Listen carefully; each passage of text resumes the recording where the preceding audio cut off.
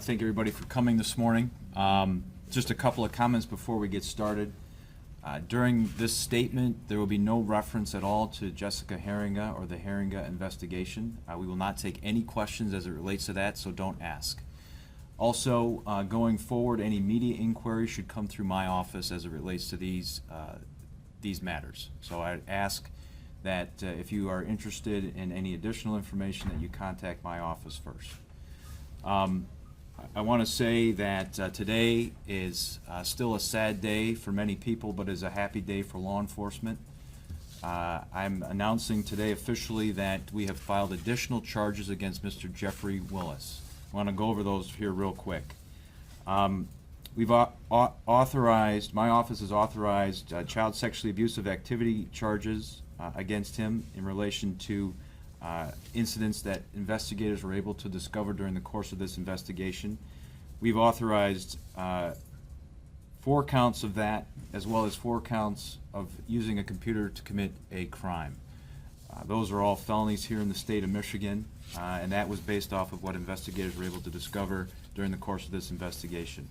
More importantly, and more specifically, based on my conversations with investigators over the last few days, and certainly talking about what they've been able to uncover up to this point, I'm happy to announce that we have filed open murder charges against Mr. Willis for the death of Rebecca Bletch. 1 count of open murder and 1 count of felony firearm. It goes without saying that all this does not happen without the tireless efforts of law enforcement, who never gave up during both of these investigations. And I want to personally thank those individuals and those departments. First and foremost, I want to thank Sheriff Dean Rossler, in particular his detectives, who never gave up when it came to the kidnapping charges as well as the Rebecca Bletch case. I also want to thank John Gale and the Norton Shores Police Department for offering additional resources during the course of this investigation. Again, the more boots on the ground made this possible. I also want to specifically thank Colonel Etchew and the Michigan State Police. Not only did they offer to investigators additional detectives, but they offered their mobile crime unit, they offered their computer crimes unit. This extra effort on behalf of the Michigan State Police, again, made all this possible. And without the cooperation of all these agencies, we wouldn't be standing here today.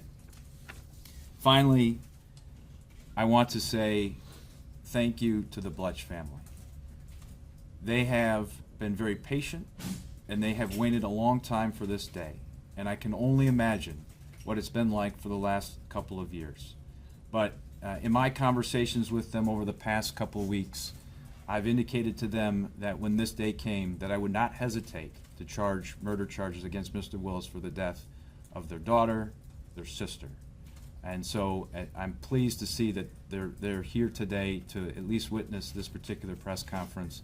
And I'm pleased today to hopefully start them down the road of closure as best as we can in the criminal justice system.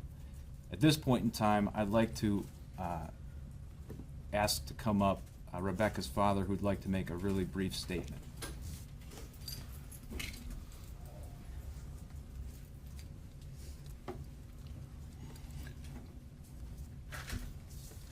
I'd like to thank everyone for coming today. There's a lot of wonderful people in Muskegon County. My family and I have had a lot of support over the last close to 2 years. I want to thank everyone who has supported us. It's been a rough couple years, but we've had our faith and trust in law enforcement, and they haven't let us down. I want to thank the sheriff and all the different ones that have worked on the case.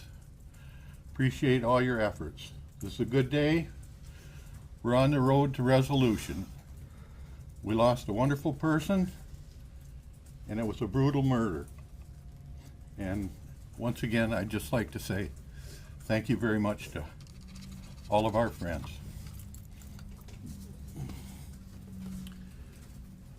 At this point in time, I'm willing to entertain any questions. I want you all to understand that I have an ethical responsibility in what I can and cannot say.